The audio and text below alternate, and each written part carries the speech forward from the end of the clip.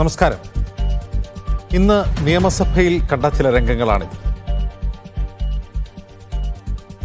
സ്ത്രീ സുരക്ഷ സംബന്ധിച്ച് കെ രമ MLA സഭയിൽ കൊണ്ടുവന്ന അടിയന്തര പ്രമേയ നോട്ടീസും മുഖ്യമന്ത്രി മറുപടി നൽകുന്നില്ല. മറുപടി നൽകുന്നത് ആരോഗ്യമന്ത്രി വീണ ജോർജാണ്. ഇതാദ്യമായല്ല കെ രമയുടെ ചോദ്യങ്ങളിൽ നിന്ന് മുഖ്യമന്ത്രി ഒഴിഞ്ഞു മാറുന്നു.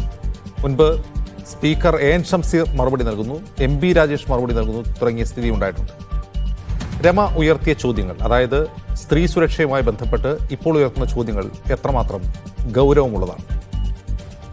സ്വാഗതം സ്പെഷ്യൽ എഡിഷനിലേക്ക്. നമ്മളോടൊപ്പം അതിഥികളായി M നൌഷാദ് MLA CPM നേതാവ്, സോയ ജോസഫ് കോൺഗ്രസ് വക്താവ്, E ഗീത ആക്ടിവിസ്റ്റ് എന്നിവർ ചേരും. ആദ്യം സോയയിലേക്ക്. സോയ, ഇന്ന് കെ രമ ഉയർത്തിയ ചോദ്യങ്ങൾക്ക് പ്രതിപക്ഷ നേതാവ് ചില ചോദ്യങ്ങൾ കൂടി സർക്കാരിനോട് ഉന്നയിക്കുന്നുണ്ട്. 2-3 കേസുകൾ ചൂണ്ടിക്കാട്ടിക്കൊണ്ടാണ് അത് ഉന്നയിക്കപ്പെടുന്നത്. പൊതുവെ സ്ത്രീകൾക്കെതിരായ അക്രമങ്ങളിൽ സംസ്ഥാനത്തുണ്ടാകുന്ന പോലീസിൻ്റെ ഒരു മെല്ലപ്പോക്ക്, അത് ഏത് ഗവൺമെൻറ് ഭരിച്ചാലും എന്നതിനപ്പുറം ഇതൊരു സർക്കാരിൻ്റെ നിലപാടാണ് എന്ന് പറഞ്ഞ് ആരോഗ്യമന്ത്രി വീണ ജോർജിനെ പരിഹസിക്കുകയാണ് പ്രതിപക്ഷം അത് ചെയ്യുന്നത്. എന്തുകൊണ്ടാണ് അങ്ങനെ? അല്ല, തീർച്ചയായും കഴിഞ്ഞ ഒന്നാമത്തെ പിണറായി വിജയൻ സർക്കാരിൻ്റെയും രണ്ടാം പിണറായി വിജയൻ സർക്കാരിൻ്റെയും കാലത്ത് നടന്നിട്ടുള്ള ഇത്തരം രീതികൾ തീർച്ചയായും എന്താണ് നിലപാട് എന്ന് പറഞ്ഞു വെക്കാൻ നേരത്തെ മുഖ്യമന്ത്രിയെ ചോദ്യത്തിന് മറുപടി നൽകുന്നില്ല. രണ്ടാമത് ആ മറുപടി നൽകുന്നത് വീണ ജോർജ് എന്ന് പറയുന്ന ആരോഗ്യമന്ത്രിയാണ്. അവര് കൃത്യമായി പറയുകയാണ്, ഒരേ ഒരു നിലപാടേ ഉള്ളൂ എന്ന് പറയുകയാണ്. കഴിഞ്ഞ 10 വർഷമായി എന്ത് നിലപാടാണ് ഇവർ മുന്നോട്ട് വെച്ചിട്ടുള്ളത് എന്ന് കേരളത്തിലെ പൊതുസമൂഹം മനസ്സിലാക്കിയിട്ടുള്ള ഒരു കാര്യമാണ്. അങ്ങ് ഇൻട്രോയിൽ തന്നെ അദ്ദേഹം പറയുകയുണ്ടായി, കാരണം മുഖ്യമന്ത്രി ഒരു കാര്യത്തും അല്ലെങ്കിൽ ഒരു കാലത്തും കെ രമയുടെ ചോദ്യങ്ങൾക്ക് മറുപടി പറയുന്നില്ല എന്നുള്ളത്. കേരളത്തിലെ പൊതുസമൂഹത്തിൽ നിന്നുകൊണ്ട് കെ രമയെ പോലെയുള്ള ഒരാൾ ചോദിക്കുന്ന ചോദ്യങ്ങൾക്ക് മറുപടി പറയാനുള്ള ആർജവമൊന്നും കേരളത്തിലെ മുഖ്യമന്ത്രിക്ക് ഇല്ല എന്നുള്ളത് തന്നെയാണ് വാസ്തവം. അപ്പം അതിൻ്റെ ഭാഗമായി കൂടിയാണ്. കാരണം വീണ ജോർജ് മറുപടി പറയുമ്പോൾ ഞങ്ങൾക്ക് ഒരേ ഒരു നിലപാടേ ഉള്ളൂ, സ്ത്രീപക്ഷ നിലപാടാണെന്ന് പറയുമ്പോൾ കേരളത്തിലെ പൊതുസമൂഹം അത് നോക്കി ചിരിക്കേണ്ടി വരുന്ന ഒരു ഗതികേടിലേക്ക് കാര്യങ്ങൾ പോവുകയാണ്. കാരണം അത് എത്രത്തോളം അപഹാസ്യമായിട്ടുള്ള ഒരു കാര്യമാണ്. അല്ലെങ്കിൽ നിയമസഭയുടെ നടുത്തളത്തിൽ വെച്ച് അവർ പറഞ്ഞുകൊണ്ടിരിക്കുന്ന കാര്യങ്ങൾ ഈ സംസ്ഥാനത്തെ മുഴുവൻ ജനങ്ങളുടെയും സാധാരണ ബോധ്യത്തെ വഞ്ചിക്കുന്ന തരത്തിലേക്കുള്ള നിലപാടുകളുമായി അവർ മുന്നോട്ട് പോവുകയാണ്. ആ പറഞ്ഞു വെക്കുന്ന കുറേ കാര്യങ്ങൾ ഈ വിഷയവുമായി ബന്ധപ്പെട്ട് മാത്രമല്ല, ഒരുപാട് കാര്യങ്ങൾ പ്രതിപക്ഷ നേതാവ് മുന്നോട്ട് വെക്കുന്നുണ്ട്. പൂച്ചാക്കലിലെ ആ വിഷയം അതീവ ഗുരുതരമായിട്ടുള്ള കാര്യമാണ്. ക്രൈം റെക്കോർഡ്സ് ബ്യൂറോയുടെ കണക്കുകൾ പ്രകാരം തന്നെ വലിയ രീതിയിലുള്ള ഒരു മുന്നോട്ട് പോക്ക് കേസുകളുടെ കാര്യത്തിൽ നടന്നിട്ടുണ്ട്. അത്തരം എല്ലാ വിഭാഗങ്ങൾക്കെതിരെയും, സ്ത്രീകൾക്കും കുട്ടികൾക്കും ദളിതർക്കും ഒക്കെ എതിരെയുള്ള കേസുകളുടെ എണ്ണത്തിലെ ബാഹുല്യം കൂടിക്കൊണ്ടിരിക്കുന്ന ഒരു സാഹചര്യമാണുള്ളത്. അതിനപ്പുറത്തേക്ക് വളരെ കൃത്യമായിട്ടുള്ള ഇൻസിഡൻറ്റുകൾ, പൂച്ചാക്കലിൽ നടന്നിട്ടുള്ളത് പോലെയുള്ള 19-കാരിയായിട്ടുള്ള ഒരു ദളിത് യുവതി അല്ലേ, ഒരു 0 FIR ഇടുന്ന നാട്ടിൽ നിന്നുകൊണ്ടാണ് നമ്മൾ സംസാരിക്കുന്നത്. 0 FIR ഇടണമെന്ന് പറയുന്ന നിയമത്തിൻ്റെ വ്യവസ്ഥയിൽ നിന്നുകൊണ്ടാണ് നമ്മൾ സംസാരിക്കുന്നത്. കഴിഞ്ഞ 3-4 ദിവസങ്ങൾക്ക് മുൻപ് കൊടുത്ത ഒരു പരാതിയിന്മേൽ ഇന്നാണ് ആ പ്രതികളെ അറസ്റ്റ് ചെയ്യാനുള്ള ഒരു സംവിധാനം കേരളത്തിലെ പോലീസ് എടുക്കുന്നത്. അതിനു മുൻപ് ഈ ദളിത് പെൺകുട്ടിയോട് കാണിച്ചിട്ടുള്ള അക്രമങ്ങളുടെ, അതിക്രൂരമായ അക്രമങ്ങളുടെ ദൃശ്യങ്ങൾ ഉൾപ്പെടെയുള്ള, വീഡിയോ ദൃശ്യങ്ങൾ ഉൾപ്പെടെയുള്ള കാര്യങ്ങൾ ഈ സംസ്ഥാനത്തൊട്ടാകെ നമ്മൾ നവമാധ്യമങ്ങളിലൂടെ കണ്ടു. അതിക്രൂരമായിട്ടുള്ള രീതിയിൽ കൃത്യമായ തെളിവുകളോടുകൂടെ ഒരു പരാതി കൊടുത്തിട്ട് പോലും, കാരണം അതിന് ലോക്കൽ കമ്മിറ്റിയുടെ അനുവാദം വാങ്ങണം, ഏരിയ സെക്രട്ടറിയുടെ അനുവാദം വാങ്ങണം. കാരണം CPM-കാരായിട്ടുള്ള പ്രതികൾക്കെതിരെ നടപടിയെടുക്കുമ്പോൾ അതിന് ലോക്കൽ കമ്മിറ്റിയും ഏരിയ കമ്മിറ്റിയും ഒക്കെ അനുവാദം കൊടുക്കണമെന്നുള്ള ഗതികേടിലേക്ക് കേരളത്തിലെ പോലീസും പിണറായി വിജയന്റെ ആഭ്യന്തരവും മാറിയിരിക്കുന്നു എന്നുള്ളതാണ് വാസ്തവം. നിങ്ങൾക്ക് ചിന്തിച്ചു നോക്കണം, മുൻപുണ്ടായിട്ടുള്ള ചരിത്രം നമുക്കറിയാം. വാളയാറിലെയും വണ്ടിപ്പെരിയാറിലെയും ഒക്കെ ചരിത്രത്തിലേക്ക് ഞാൻ കടക്കുന്നില്ല. ആ കേസുകളുടെ അവസ്ഥ നമുക്കറിയാം. ആ കേസുകളിൽ കൃത്രിമമായി ഇടപെട്ടിട്ടുള്ള ആളുകൾക്ക് ഇന്ന് പോലീസ് കൊടുക്കാൻ പോകുന്ന, സോജൻ ഉൾപ്പെടെയുള്ള ആളുകൾക്ക് പോലീസിൽ, ആ സേനയിൽ കൊടുക്കാൻ പോകുന്ന ബഹുമതികളെ പറ്റിയുള്ള ചർച്ചകൾ പോലും നമ്മൾ നടത്തേണ്ട ഗതികേടിലേക്ക് കാര്യങ്ങൾ മാറുകയാണ്. ഇന്ന് പ്രതിപക്ഷ നേതാവ് മുന്നോട്ട് വെച്ചിട്ടുള്ള ഒരുപാട് ആരോപണങ്ങൾ, അത് SFI എന്ന് പറയുന്ന സംഘടനയുമായി ബന്ധപ്പെട്ട് കേരളത്തിലെ ക്യാമ്പസുകളിൽ വിദ്യാർത്ഥിനികളുമായി മാതാപിതാക്കൾ പോകുന്ന അഡ്മിഷന്റെ സമയം കൂടിയാണിത്. അവിടേക്ക് ചെന്ന് പോകുമ്പോൾ അല്ലെങ്കിൽ കടന്നു പോകുമ്പോൾ SFI ഉണ്ടോ എന്ന് ആദ്യം പരിശോധിക്കുകയും അന്വേഷിക്കുകയും ചെയ്ത് കുട്ടികൾക്ക് അഡ്മിഷൻ കൊടുക്കേണ്ട ഗതികേടിലേക്ക് കേരളത്തിലെ വിദ്യാഭ്യാസ സമ്പ്രദായത്തെ പോലും മാറ്റുന്ന തരത്തിലേക്ക് SFI മാറി. വിദ്യാർത്ഥിനികൾക്കെതിരെ കാലടി സർവകലാശാലയിൽ അവിടുത്തെ SFIയുടെ നേതാവ് കാണിച്ചു കൂട്ടിയിട്ടുള്ള അതിക്രമങ്ങൾ, നഗ്ന ചിത്രങ്ങൾ എടുത്ത് അല്ലെങ്കിൽ മോർഫ് ചെയ്തിട്ടുള്ള ചിത്രങ്ങൾ ഉപയോഗിച്ചുകൊണ്ട് അത് അശ്ലീല സ്ലൈറ്റുകളിൽ പ്രദർശിപ്പിക്കുന്ന തരത്തിലേക്ക് കാര്യങ്ങൾ പോകുന്നു. അതിനപ്പുറത്തേക്ക് അതീവ ഗുരുതരമായിട്ടുള്ള ഒരു കാര്യം, കുസാറ്റിലെ സിൻഡിക്കേറ്റ് മെമ്പർ ആയിട്ടുള്ള ഒരാൾ, ആ സിൻഡിക്കേറ്റ് മെമ്പറുടെ അദ്ദേഹത്തിന് വേണ്ടി ചെയ്തിട്ടുള്ള വഴിവിട്ട കാര്യങ്ങളൊക്കെ അതിൻ്റെ ചരിത്രമൊക്കെ ഉണ്ട്. അതോടൊപ്പം തന്നെ ഒരു പെൺകുട്ടിയെ കലോത്സവ വേദികളിൽ കലോത്സവം നടന്നുകൊണ്ടിരിക്കുന്ന സമയത്ത് ഗ്രീൻ റൂമിൽ വെച്ച് വളരെ മോശപ്പെട്ട രീതിയിൽ പെരുമാറുവാനും അല്ലെങ്കിൽ അതിനോട് തുടർന്ന് ഒരു ലൈംഗിക അധിക്ഷേപം നടത്താനും അതിക്രമം നടത്താനും മുതിരുന്ന ഒരു സിൻഡിക്കേറ്റ് മെമ്പർ. ആ സിൻഡിക്കേറ്റ് മെമ്പറിന്റെ പോസ്റ്റ് കൂടെ നിങ്ങൾ ശ്രദ്ധിക്കണം. അദ്ദേഹമാണ് അവിടുത്തെ സ്റ്റുഡൻസ് വെൽഫെയർ കമ്മിറ്റിയുടെ ഡയറക്ടർ എന്നുള്ളത് അതീവ ഗുരുതരമായിട്ടുള്ള ഒരു വിഷയമാണ്. അതും കൂടെ നിങ്ങൾ മനസ്സിലാക്കേണ്ട കാര്യമാണ്. ഇതൊക്കെ കേരളത്തിലെ പൊതുസമൂഹം കാണുന്നുണ്ട്. ഇങ്ങനെ നിരവധിയായ വിഷയങ്ങൾ, നിരന്തരമായ പ്രശ്നങ്ങൾ, ഇതൊക്കെ നടക്കുമ്പോഴും ഇവർ പറഞ്ഞു വെക്കുന്നത് ഞങ്ങൾക്ക് നിലപാടുണ്ട്, ഞങ്ങൾ സ്ത്രീപക്ഷത്തോടൊപ്പമാണ് എന്ന് പറയുന്ന ഇത്ര കണ്ട് അപഹാസ്യമായിട്ടുള്ള ഒരു സ്റ്റേറ്റ്മെന്റ് പറഞ്ഞു വെക്കുന്നതിന്റെ ഒരു അല്പം പോലും ലജ്ജയില്ലാതെ അത് നിയമസഭയിൽ പറഞ്ഞു വെക്കുന്നതിന്റെ ഒരു സാങ്കത്യം നമ്മൾ പരിശോധിക്കേണ്ടതുണ്ട്. ഇതൊക്കെ പൊതുജനം കാണുന്നുണ്ട്. തീർച്ചയായും അത്തരത്തിൽ സ്ത്രീവിരുദ്ധമായിട്ടുള്ള സമീപനങ്ങളുമായി മുന്നോട്ട് പോകുമ്പോൾ വലിയ പ്രതികരണങ്ങൾ ഈ വിഷയങ്ങൾ ഇപ്പോൾ സോയ ജോർജ് പറയുന്ന വിഷയങ്ങൾ ഇന്ന് അസംബ്ലിയിൽ KK രമയും അതുപോലെ പ്രതിപക്ഷ നേതാവും ഉന്നയിച്ചതാണ്. അതല്ല എൻ്റെ ചോദ്യം. KK രമ ഒരു വിഷയം അസംബ്ലിയിൽ ഉന്നയിച്ചു കഴിഞ്ഞാൽ അത് മുഖ്യമന്ത്രി മറുപടി പറയേണ്ടതാണ്. മുഖ്യമന്ത്രി സഭാ മന്ദിരത്തിലുണ്ടെങ്കിലും സഭയിൽ വന്ന് അതിന് മറുപടി പറയുന്നില്ല, പകരം മറ്റാരെങ്കിലും മറുപടി പറയുന്ന ഒരു സ്ഥിതിയുണ്ട് എന്നൊരു ആക്ഷേപമുണ്ട്. എന്തുകൊണ്ടാണ് മുഖ്യമന്ത്രി രമയുടെ ചോദ്യങ്ങളെ ഭയക്കുന്നത്? അശ്വതി, ഇതൊരു അനാവശ്യ ചോദ്യം തന്നെയാണ്. മുഖ്യമന്ത്രിക്ക് രമയെ ഭയമോ? നിങ്ങൾ എന്തൊക്കെ വ്യാഖ്യാനങ്ങളാണ് നടത്തുന്നത്? അടിയന്തര പ്രമേയം വന്നു കഴിഞ്ഞാൽ സ്വാഭാവികമായിട്ടും സ്ത്രീകൾക്കെതിരായിട്ടുള്ള അതിക്രമങ്ങൾ അതിൻ്റെ വകുപ്പ് മന്ത്രി എന്നുള്ള തരത്തിൽ ആ വകുപ്പ് മന്ത്രിമാർ തന്നെയാണ് എപ്പോഴും മറുപടികൾ പറയാറുള്ളത്. അത്രയേ ഉള്ളൂ. നിങ്ങളതിനെ വളച്ചൊടിച്ച് മറ്റൊരു തരത്തിലേക്ക് കൊണ്ടുപോകാനുള്ളൊരു പരിശ്രമം നടത്തുന്നു. ഇത് യാഥാർത്ഥ്യവുമായി യാതൊരു ബന്ധവുമില്ലാത്ത കാര്യമാണ്. പിന്നെ ഇപ്പൊ ഇവിടെ സൂചിപ്പിച്ച കാര്യം, ഇന്നിപ്പോ ഇത് അടിയന്തര പ്രമേയമായിട്ട് കൊണ്ടുവന്നപ്പോൾ മന്ത്രി വീണ ജോർജിന്റെ ഇതിനു മുമ്പ് TP വധക്കേസുമായി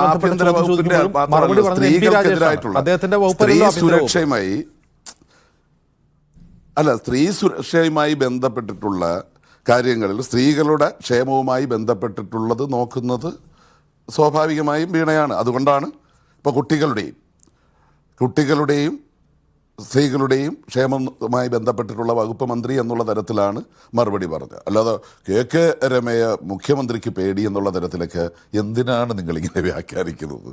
അതൊക്കെ വളരെ ബോധപൂർവമായിട്ടുള്ളൊരു പ്രചരണത്തിൻ്റെ ഭാഗമായിട്ടാണ്. കാരണം എന്താണ് ഇവിടെ നുണപ്രചരണങ്ങളുടെ ഒരു പെരുമഴയാണ് ഇന്ന് കേരളത്തിൽ പെയ്തുകൊണ്ടിരിക്കുന്നത്.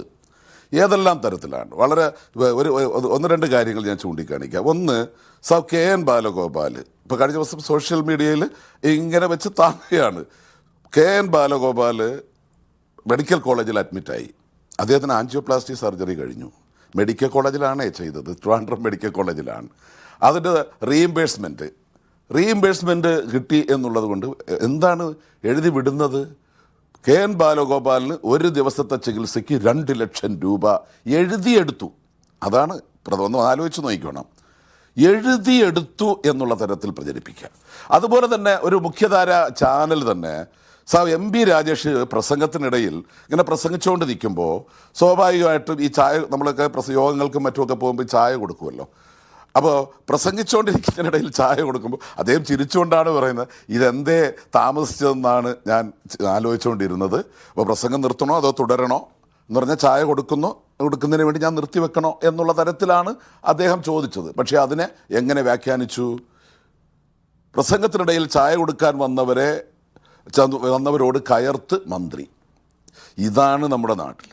പിന്നെ ഇപ്പോൾ നമ്മുടെ കോൺഗ്രസിൻ്റെ പ്രതിനിധി വന്നിരുന്നിട്ട് ഈ രാഷ്ട്രീയമായി ഞാൻ പറഞ്ഞൊരു എല്ലാ വിഷയത്തെയും രാഷ്ട്രീയവൽക്കരിക്കുക എന്നുള്ളൊരു പ്രവണതയുണ്ട്. അതിൽ നിങ്ങളും കക്ഷി ചേരുകയാണ്. മാധ്യമങ്ങൾക്കും ഒരു പങ്ക് അതിൽ ഇന്ന് ഉണ്ട്.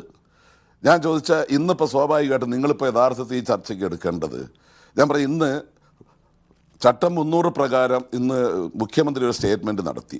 നിങ്ങൾ ഇഷ്ടംപോലെ ചർച്ച ചെയ്തിട്ടുള്ള വിഷയങ്ങളെ സംബന്ധിച്ച്, ക്ഷേമ പെൻഷനെ സംബന്ധിച്ച്, DA കുടിശ്ശികയെ സംബന്ധിച്ച് ഒക്കെ തന്നെ അതിന് വേണ്ടിയിട്ടുള്ള അത് ഏതെല്ലാം തരത്തിൽ ഇന്ന് വന്നിട്ടുള്ള വിഷയങ്ങളെല്ലാം സർക്കാർ വിവിധ വകുപ്പുകളുമായി ബന്ധപ്പെട്ട് കൊടുത്തു തീർക്കാനുള്ള കുടിശ്ശികയെ സംബന്ധിച്ച് ഒരു പ്ലാൻ തയ്യാറാക്കി മുഖ്യമന്ത്രി ഇന്ന് സഭയിൽ അത് പ്രസ്താവന നടത്തി. എല്ലാ അംഗങ്ങൾക്കും അത് കൊടുത്തു.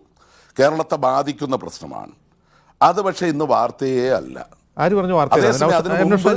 മാധ്യമങ്ങളെ കുറ്റപ്പെടുത്തുകൊണ്ട് ഒരു കാര്യം പറഞ്ഞോട്ടെ. നമ്മൾ എന്ത് ചർച്ച ചെയ്യണം, 8 മണിക്ക് ചർച്ച ചെയ്യണം എന്നുള്ളത് മാധ്യമങ്ങൾക്ക് അല്ല, എന്ത് ചർച്ച ചെയ്യണം എന്നുള്ളത് സർക്കാരിൽ നിന്ന് അനുമതി വാങ്ങിയിട്ടോ AKG സെന്ററുമായിട്ട് കൺസൾട്ട് ചെയ്തിട്ടോ അല്ല നമ്മൾ ചെയ്യാറുള്ളത്. ഇവിടെ എഡിറ്റോറിയൽ മീറ്റ് ചേർന്നിട്ടാണ്. അതുകൊണ്ട് ക്ഷമിക്കണം, നമുക്കത് നിവൃത്തിയില്ല. മറ്റൊരു കാര്യം, സർക്കാർ ചെയ്യേണ്ട ഒരു കാര്യം, സർക്കാരിന്റെയോ അല്ല മറ്റെന്തെങ്കിലും കാരണത്താൽ മുടങ്ങിക്കിടക്കുന്ന പെൻഷനുകൾ കൊടുക്കും എന്ന് മുഖ്യമന്ത്രി സഭയിൽ പറയുന്നത്, അത് നമ്മൾ വൈകിട്ട് ചർച്ച ചെയ്യണം എന്ന് പറഞ്ഞാൽ എന്താണ്? എനിക്ക് മനസ്സിലാവില്ല. വാർത്താ പ്രാധാന്യം എന്താണ്? അത് വാർത്ത കൊടുത്തിട്ടുണ്ട്, അത്രേ ഉള്ളൂ. അല്ല, അത് ജനങ്ങളെ അറിയിക്കണ്ടേ? തീർച്ചയായും അറിയിച്ചിട്ടുണ്ട്. അത് അറിയിക്കണ്ടേ? ജനങ്ങളെ അറിയിക്കണം ആ തരത്തിൽ. കാരണം എത്രയോ നാൾ ഇപ്പോൾ നിങ്ങൾ സ്വാഭാവികമായിട്ടും മറിയക്കുട്ടിയുടെ വിഷയം നിങ്ങൾ എത്രയോ ദിവസങ്ങൾ ചർച്ച ചെയ്തു. സ്വാഭാവികമായും ഞങ്ങൾ അതിന് കുറ്റപ്പെടുത്തിയില്ല. പക്ഷെ ഇതും കൂടെ കൊടുക്കേണ്ടതല്ലേ? അത് വാർത്ത കൊടുത്തിട്ടുണ്ട്, തീർച്ചയായിട്ടും വാർത്ത കൊടുത്തിട്ടുണ്ട്, ജനങ്ങളെ അറിയിക്കുന്നുണ്ട്. സർക്കാർ തീരുമാനിച്ചു, സർക്കാർ തന്നെ മുടക്കം വരുത്തിയ പെൻഷൻ സർക്കാർ കൊടുക്കാൻ തീരുമാനിച്ചത് മുഖ്യമന്ത്രി വാർത്ത ചെയ്തിട്ടുണ്ട്. അല്ല, ഇപ്പൊ ഒരു ചാനൽ ഒരു ചാനല് എം എ ബേബിയുടെ ഒരു ലേഖനത്തെ സംബന്ധിച്ച് അദ്ദേഹം എഴുതിയതായിട്ട് പറഞ്ഞ് വാർത്ത കൊടുത്തു. അദ്ദേഹം എഴുതിയെന്ന് പറഞ്ഞിട്ടാണ് വാർത്ത കൊടുത്തത്. പക്ഷേ എന്നിട്ട് പിന്നീട് അത് മാപ്പ് പറഞ്ഞു, തെറ്റ് പറ്റിപ്പോയി, അത് ബാലകൃഷ്ണൻ എന്നയാൾ എഴുതിയതാണ്. അത് ഞാൻ പറഞ്ഞ മറ്റൊരാൾ എഴുതിയത് എടുത്ത് എം എ ബേബിയുടേതായിട്ട് അതൊക്കെ ഇന്നത്തെ നമ്മളെ വളരെ ബോധപൂർവം ചെയ്യുന്നു എന്ന് ഞാൻ പറഞ്ഞാൽ അങ്ങ് പറയുന്നത് നുണപ്രചാരണമൊക്കെയാണ് സർക്കാരിനെതിരെ. ഇന്ന് പ്രതിപക്ഷ നേതാവും KK രമയും സഭയിൽ ഉന്നയിച്ച 3 സംഭവങ്ങൾ. ഒന്ന് കുസാറ്റിലുണ്ടായ സംഭവം, മറ്റൊന്ന് പൂച്ചാക്കലിലെ സംഭവം, മറ്റൊന്ന് കാലടി സർവകലാശാലയുടെ സംഭവം. ഇതും ഈ നുണപ്രചാരണത്തിൽ പെട്ടതാണോ? ഇങ്ങനെ സംഭവം നടന്നിട്ടില്ല എന്നാണോ സർക്കാരിന്റെ നിലപാട്? നിങ്ങൾക്ക് 2 തരത്തിൽ ഇപ്പൊ ഇവിടെ ഞാൻ പറയുകയാണ്. എന്താണ് നിങ്ങൾ ഇപ്പോൾ മലപ്പുറത്തെ തുവ്വൂരിൽ അല്ലേ, തുവ്വൂർ എന്ന സ്ഥലത്താണ്. ആ തുവ്വൂരിൽ ഒരു സുജിതയെ കാണാതെ പോയി. സുജിതയെ കണ്ടു കിട്ടുന്നില്ല എന്ന് പറഞ്ഞിട്ട് UDF പോലീസ് സ്റ്റേഷൻ മാർച്ച് ഉൾപ്പെടെ നടത്തി. അതിന് നേതൃത്വം കൊടുത്ത കോൺഗ്രസ് നേതാവ് വിഷ്ണു. പക്ഷെ സുജിതയുടെ മൃതദേഹം കണ്ടെത്തിയത് എവിടുന്ന? വിഷ്ണുവിൻ്റെ വീട്ടുപറമ്പിൽ നിന്നും ഇല്ലേ? അത് പക്ഷെ പൊതുസമൂഹത്തിൻ്റെ മനസ്സിലേക്ക് എത്തിക്കുന്നതിൽ എത്രത്തോളം മാധ്യമങ്ങൾ ഇടപെട്ടു? 1. 2, ഇപ്പോൾ എറണാകുളത്ത് യൂത്ത് കോൺഗ്രസിൻ്റെ ജില്ലാ സെക്രട്ടറി ആയിട്ടുള്ള ഷാൻ മുഹമ്മദ് പോക്സോ കേസിൽ പ്രതിയായി. യൂത്ത് കോൺഗ്രസ് നേതാവാണ്. നമുക്ക് 2 തരത്തിലുണ്ട്. പൊതുപ്രവർത്തകർ, രാഷ്ട്രീയ പ്രവർത്തകർ വരുമ്പോൾ നമ്മുടെ സാധാരണ ഭാഷയിൽ പറഞ്ഞ നിയമപരമായ നടപടി, സംഘടനാപരമായ നടപടി. അപ്പോൾ ഈ ഷാൻ മുഹമ്മദ് യൂത്ത് കോൺഗ്രസിൻ്റെ നേതാവായിരുന്നു. അദ്ദേഹത്തിന് ജാമ്യം എടുത്തു കൊടുത്തതാരാ? മാത്യു കുഴൽനാടെന്നുള്ള വക്കീൽ എന്നുള്ള അർത്ഥത്തിൽ ഒരു പ്രതിക്ക് ജാമ്യം എടുക്കുക എന്നുള്ളത് വക്കീലിന്റെ ചുമതല. പക്ഷേ ഒരു പൊതുപ്രവർത്തകരും MLA ആയിട്ടുള്ള ഒരാളിന് ആ തരത്തിൽ ഒരു വക്കീൽ. നൗഷാദിന്റെ പോയിന്റ് എന്താണ്? അതായത് യൂത്ത് കോൺഗ്രസ്സുകാരും പ്രതികളാവുന്ന സ്ത്രീ പീഡന കേസുകൾക്ക് നേരെ മാധ്യമങ്ങൾക്ക് മറ്റൊരു നിലപാടാണ് എന്നാണോ? നമ്മൾ ഈ വിഷയം ചർച്ച ചെയ്യുന്നത് നിങ്ങളാണ് ഭരിക്കുന്നത് മിസ്റ്റർ നൗഷാദ്, നിങ്ങളാണ് ഭരിക്കുന്ന ഒരു പാർട്ടി എന്ന നിലയിൽ പാർട്ടിയോടും സർക്കാരിനോടും ചോദ്യങ്ങൾ ഉന്നയിക്കുക എന്നത് ജനാധിപത്യത്തിൽ അനിവാര്യമാണ്. അപ്പോ യൂത്ത് കോൺഗ്രസ് ചെയ്ത കുറ്റങ്ങൾ നിങ്ങൾ ഇതുപോലെ ചർച്ച ചെയ്ത് അവർ ഭരിക്കുമ്പോൾ ചർച്ച ചെയ്യുമെന്നേ. അവർക്ക് പൊളിറ്റിക്കൽ പാറ്റേണേജ് ഉള്ള ഒരു കേസിൽ തീർച്ചയായിട്ടും അവർ ഭരിക്കുമ്പോൾ അവർ ചർച്ച ചെയ്യും. നിങ്ങൾ വിഷയത്തിലേക്ക് വരൂ. ഈ ഉന്നയിക്കപ്പെട്ട 3 വിഷയങ്ങൾ ഇതുപോലെ നുണപ്രചാരണമാണ് എന്നാണ് നിങ്ങളുടെ വാദം? ഇതില് നുണപ്രചാരണം അല്ലല്ലോ. പോലീസ് എന്ത് നടപടികൾ സ്വീകരിക്കുന്നു? നിങ്ങൾ ഇപ്പൊ നമ്മുടെ ആലുവ കളമശ്ശേരിയിൽ ഒരു പിഞ്ചു ബാലിക ഒരു അതിഥി തൊഴിലാളിയുടെ പീഡനത്തിനിരയായി മരണപ്പെട്ടു. നമുക്കറിയാമല്ലോ. ആ പ്രതിയെ അറസ്റ്റ് ചെയ്ത് നിയമത്തിൻ്റെ മുന്നിൽ കൊണ്ടുവന്ന് 100 ദിവസം പൂർത്തിയാകുന്നതിന് മുമ്പ് നടപടിക്രമങ്ങൾ പൂർത്തീകരിച്ച് വധശിക്ഷയ്ക്ക് വിധിക്കത്തക്ക തരത്തിൽ ഇടപെട്ടത് ഈ ഗവൺമെൻറ്റാണ്. ആണ്. അല്ല, നൗഷാദ്, ഞങ്ങൾ ചെരുപ്പും നിങ്ങൾ കെട്ടി പറഞ്ഞു വളരെ തൂക്കിയിട്ടിട്ട് കൃത്യമാണ്. അതായത് ഇതര സംസ്ഥാന തൊഴിലാളികൾ പ്രതികളാകുന്ന കേസിൽ സർക്കാർ നല്ല രീതിയിൽ ഇടപെടാറുണ്ട്, അതിൽ നടപടിയെടുക്കാറുണ്ട്. അന്വേഷണത്തിന്റെ ചോദ്യം ഇവിടെ പ്രതികൾ അവരല്ല. ഇതിൽ ക്യുസാറ്റിൽ പ്രതിസ്ഥാനത്തുള്ള ആരാന്നറിയാവോ? നിങ്ങളുടെ ആളായ നിങ്ങളുടെ ആൾ എന്ന് പറഞ്ഞാൽ നിങ്ങൾ അത് സർക്കാർ ഒരു അനധ്യാപക തസ്തികയിൽ നിന്ന് അസിസ്റ്റന്റ് പ്രൊഫസർ സ്ഥാനത്തേക്കും പിന്നീട് അസോസിയേറ്റ് പ്രൊഫസർ സ്ഥാനത്തേക്കും സ്ഥാനക്കയറ്റം കൊടുത്തിട്ടുള്ള ആൾ, അവിടുത്തെ സ്റ്റുഡൻസ് വെൽഫെയർ കമ്മിറ്റിയുടെ ഡയറക്ടർ. അവിടെയാണ് പ്രശ്നം. അവർക്ക് പൊളിറ്റിക്കൽ പാറ്റേണേജ് കൊടുക്കുന്നു എന്നാണ് പ്രതിപക്ഷത്തിന്റെ ആരോപണം. അജിംസെ, അത് ആരോപണമായി വന്നിട്ടുള്ളൂ. അതിന്റെ വസ്തുതകൾ പരിശോധിക്കുക. ആരോപണം എന്തും പറയാമല്ലോ. അത് ആ വിദ്യാർത്ഥി വൈസ് ചാൻസലർക്ക് കത്ത് കൊടുക്കുന്നു, പരാതി കൊടുക്കുന്നു. അവിടുത്തെ ഇന്റേണൽ കംപ്ലൈന്റ്സ് കമ്മിറ്റി അന്വേഷിച്ച ഒരു നടപടിയും സ്വീകരിക്കുന്നില്ല. പിന്നീടാണ് പോലീസിൽ പരാതി പോകുന്നത്. അല്ല, നൈന സാഗിനെ അല്ല, പരാതി പോലീസിൽ വന്നിട്ട് പോലീസ് നടപടികൾ സ്വീകരിച്ചിട്ടുണ്ടോ? മാർച്ച് മാസത്തിൽ സർവകലാശാലയ്ക്ക് പരാതി കൊടുത്തു, നടപടിയില്ല. ഈ തൈക്കാട്ടുശ്ശേരിയിൽ ഞാൻ പറഞ്ഞു തീർത്തോട്ടെ. ഈ തൈക്കാട്ടുശ്ശേരിയിൽ ഈ ഒരു ദളിത് പെൺകുട്ടി ആക്രമണത്തിന് ഇരയായി, അതിൽ പരാതി കൊടുത്തു, അതിലെ പ്രതികൾ ചേർക്കപ്പെട്ടു. എന്താണ് പ്രചരിപ്പിക്കുന്നത്? പ്രതികൾ CPM-കാരാണ്. CPM-ഉമായിട്ട് പുലബന്ധം പോലുമില്ല. അതിൻ്റെ CPM-ലില്ല, അതിൻ്റെ ഏതെങ്കിലും ഒരു വർഗ ബഹുജന സംഘടനയിൽ പോലും അംഗമല്ല. ഏതെങ്കിലും ഒരു തെരഞ്ഞെടുപ്പ് സമയത്ത് ഒരുപാട് പേര് ഒരുപാട് പരിപാടിയിൽ പങ്കെടുക്കുമല്ലോ, അങ്ങനെ പോലും പങ്കെടുക്കാത്ത ആളിനെ CPM ആക്കി ചിത്രീകരിക്കുക. അപ്പം എന്ത് വന്നാലും CPM ആക്കി ചിത്രീകരിക്കുക, സർക്കാർ ചെയ്യുന്നതിനെ ഹൈഡ് ചെയ്തുകൊണ്ട് CPM-നെയും LDF-നെയും നിങ്ങൾ കുസാറ്റ് മാത്രമല്ലല്ലോ. അല്ല, ഇപ്പോ അല്ലല്ല, നിലവിൽ അത് കേസെടുത്തിട്ടുണ്ടല്ലോ. മാർച്ച് മാസത്തിൽ നടന്ന സംഭവത്തിൽ ഇപ്പോഴാണ് കേസെടുക്കുന്നത്. സർവകലാശാല പരാതി മൂടി വെച്ചു. അന്നേരമാണ് പരാതി വന്നത്. പരാതി സ്റ്റേഷനിൽ വരാതെ പോലീസ് സ്റ്റേഷനിൽ പരാതി കിട്ടിയപ്പോൾ തന്നെ കേസെടുത്തു. നമുക്ക് എങ്ങനെ അറിയാം? നിങ്ങളും ഈ പരാതി കൊടുത്തതിന് ശേഷമാണല്ലോ ഇങ്ങനൊരു വിഷയം അജിംസ് പോലും അറിയുന്നത്. കാലടി സർവകലാശാലയിൽ വിദ്യാർത്ഥികൾ നഗ്ന ചിത്രം പ്രചരിപ്പിച്ച മുൻ SFI നേതാവിനെതിരെ സ്റ്റേഷൻ ജാമ്യത്തിൽ വിട്ടു. സ്റ്റേഷൻ ജാമ്യത്തിൽ കേസെടുത്ത് വിട്ടു. സ്റ്റേഷനിൽ പോലും മണിക്കൂറുകൾ മാത്രം നിലവിലുള്ള വകുപ്പ് വെച്ചല്ലേ കേസെടുക്കാൻ വേണ്ടി കഴിയുകയുള്ളൂ അജിംസെ. അതായത് നഗ്ന ചിത്രങ്ങൾ പ്രചരിപ്പിച്ചാൽ സ്റ്റേഷൻ ജാമ്യത്തിൽ വിടാവുന്നത്ര ലൂസാണ് കേരളത്തിലെ നിയമവ്യവസ്ഥ. അങ്ങനെയാണോ എം നൗഷാദ്? അല്ലല്ല, ഞാനോ താങ്കളോ അങ്ങനെ ചെയ്താൽ അത്തരം ഔദാര്യം സർക്കാരിൽ നമുക്കുണ്ടാവും? അല്ലല്ല, ഒരു കാരണവശാലും അങ്ങനെ ആ തരത്തിലുള്ള പ്രവണതകളെയൊന്നും ഒരു 0.1% പോലും ഞങ്ങൾ ആരും അംഗീകരിക്കുന്നില്ല, അംഗീകരിക്കുകയുമില്ല. ഒരു സംശയവും അക്കാര്യത്തിൽ വേണ്ട. പക്ഷേ വളരെ ബോധപൂർവം ഇപ്പോൾ ക്രിക്കറ്റ് അസോസിയേഷൻ പ്രസിഡന്റ് കേസിൽ പ്രതിയായി, അതിനും ഞങ്ങളുമായിട്ട് യാതൊരു ബന്ധമുള്ളതല്ല. അയാൾക്കെതിരെ കേസെടുത്തു, അറസ്റ്റ് ചെയ്തു, അയാൾ ഇപ്പോൾ റിമാൻഡിലാണ്. അത് റിമാൻഡ് ചെയ്യപ്പെട്ട് കിടക്കുകയാണ്. അതിനെയും സർക്കാരിനെതിരായിട്ട് ഉള്ള വ്യാഖ്യാനമാക്കി മാറ്റുക. രാജ്യത്ത് ഏത് തരത്തിലുള്ള ക്രിമിനൽ ആക്ടിവിറ്റീസ് നടന്നാലും അതിൻ്റെ എല്ലാം പിന്നിൽ SFI ആണ്, CPM ആണ്, LDF ആണ് എന്ന് വരുത്തി തീർക്കുക. പക്ഷെ നിങ്ങൾ ഈ വെറ്റനറി സർവകലാശാലയിൽ SFI വിജയിച്ചത്, വിദ്യാർത്ഥികളുടെ ഈ ചർച്ചകൾക്കെല്ലാം ശേഷം കണ്ണൂർ സർവകലാശാലയിൽ SFI വിജയിച്ചത് നിങ്ങൾക്കാർക്കും വാർത്തയല്ല. കാരണം ഈ തരത്തിലുള്ള കുപ്രചരണങ്ങളെല്ലാം നടക്കുമ്പോഴും ഈ വിദ്യാർത്ഥികൾ നെഞ്ചിലേറ്റിയ പ്രസ്ഥാനമാണ് SFI. അതിലെ ലക്ഷക്കണക്കിനായിട്ടുള്ള അംഗങ്ങളിൽ ചിലർ കാണിക്കുന്ന തെരഞ്ഞെടുപ്പിൽ വിജയിക്കുന്ന പാർട്ടിയെയോ വിദ്യാർത്ഥി സംഘടനയോ വിമർശിക്കാനോ അവർ ചെയ്യുന്ന കുറ്റകൃത്യങ്ങളെ പറ്റി വാർത്ത കൊടുക്കാനോ പാടില്ല. അങ്ങനെയാണ് നൗഷാദ് പറയുന്നത്. മനസ്സിലാവുന്നില്ല. അല്ല, ഞാൻ പറഞ്ഞു തീർത്തോട്ടെ. നിങ്ങൾ ഇതിന്റെ ഇടയ്ക്ക് കയറി അജിംസ് ഇങ്ങനെ ബോധപൂർവ്വം ഇടയ്ക്ക് ഇടപെടരുത്. ഞാൻ പറഞ്ഞത് വളരെ ക്ലിയർ ആയിട്ടാണ്. ലക്ഷക്കണക്കിന് വിദ്യാർത്ഥികളുള്ള സംഘടനയിൽ ഈ തരത്തിലുള്ള പ്രവണതകളുള്ളവർ ഉണ്ടാകാം. നമുക്ക് ഇതുപോലുള്ള സംഭവങ്ങൾ വരുമ്പോൾ മാത്രമേ മനസ്സിലാക്കാൻ കഴിയൂ. അവർക്കെതിരായി സംഘടനാപരമായി നമുക്ക് നടപടിയെടുക്കുക, നിയമപരമായിട്ടുള്ള നടപടികൾ സ്വീകരിക്കുക. അതല്ലേ നമുക്ക് ചെയ്യാൻ വേണ്ടി കഴിയൂ. അത് നമ്മൾ കൃത്യമായി ചെയ്യുന്നുണ്ട്. പിന്നെ ഇന്ന് ഇന്ത്യയിൽ ഏറ്റവും കൂടുതൽ ക്രമസമാധാന പാലനമുള്ള സ്റ്റേറ്റ് കേരളമാണ്. അജിംസിന് അക്കാര്യത്തിൽ തർക്കമുണ്ടോ? എനിക്ക് തർക്കമൊന്നുമില്ല. മറ്റ് സംസ്ഥാനങ്ങളെ അപേക്ഷിച്ച് മികച്ച ക്രമസമാധാന നിലയുള്ള സംസ്ഥാനമാണ് കേരളം. തർക്കമൊന്നുമില്ല. അതെ, അത് അംഗീകരിക്കണ്ടേ? ശരി, അത് അംഗീകരിക്കുന്നു. ശരി, അത്രേ ഞാൻ പറയുന്നുള്ളൂ. ശ്രീമതി പി ഗീത ക്ലിയർ ആയി എന്നല്ല ഞാൻ പറഞ്ഞത്. പി ഗീത, ഇവിടെ സർക്കാരിന്റെ ഭാഗമായി എം നൌഷാദ് MLA ചൂണ്ടിക്കാട്ടുന്ന കാര്യം, ഇതിൽ മികച്ച ക്രമസമാധാന പാലനമുള്ള സ്ഥലമാണ് കേരളം. പൊതുവെ കേരളത്തിലെ പോലീസിനെതിരെ ഉന്നയിക്കപ്പെടുന്ന ഒരു പ്രധാനപ്പെട്ട ആരോപണം, അത് പല ഭാഗങ്ങളിൽ നിന്ന് ആരോപണമുണ്ട്, അവർ RSSന് വേണ്ടി പണിയെടുക്കുന്നതാണ്. പക്ഷേ ഇവിടെ പ്രതിപക്ഷം ഉന്നയിക്കുന്ന അങ്ങനെയല്ല.